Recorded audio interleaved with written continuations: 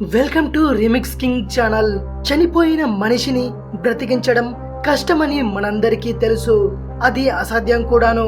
కానీ రామాయణంలో రాముడికి రావణుడికి జరిగిన యుద్ధంలో లక్ష్మణుడు చనిపోయినప్పుడు సంజీవనితో తిరిగి బ్రతికించారు.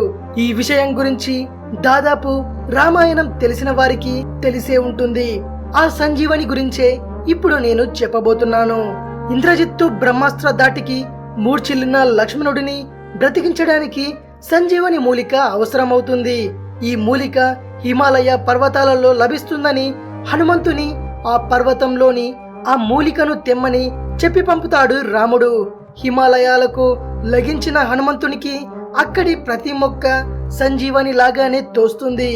ఏమి చేయాలో అర్థం కాదు.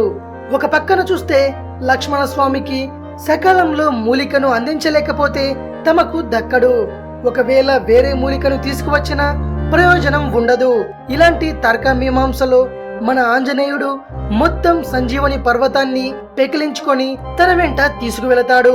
తిరిగి లంకకు మొత్తం పర్వతంతో సహా వచ్చిన హనుమంతుడిని చూసి అసురగణం, వానరగణం, శ్రీరాముల వారు ఆశ్చర్యపోతారు.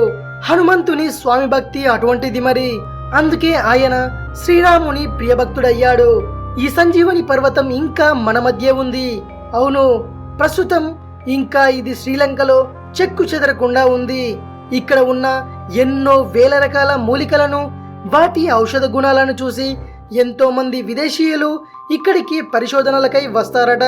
చుట్టుపక్కలి గ్రామాల ప్రజలు తమకు ఏ వ్యాధి వచ్చినా ఇక్కడి మూలికలే ఉపయోగించుకుంటారట. ఈ పర్వతం మీద ఉన్న మొక్కలు శ్రీలంకలో తప్ప మిగిలిన ఏ ఇతర ప్రాంతాలలోనూ దొరకవు. ఈ మొక్కల ఆనుపానులు హిమాలయాలలో మాత్రమే కనబడతాయని తెలిసింది. మన రామాయణం నిజమని చెప్పడానికి ఇంతకంటే రుజువేం కావాలి? ఇది విషయం. మరిన్ని ఇంట్రెస్టింగ్ వీడియోస్ కోసం రిమిక్స్ కింగ్ ఛానల్ ని సబ్స్క్రైబ్ చేయండి. మరో వీడియోతో మీ ముందుకొస్తాను. అంతవరకు సెలవు.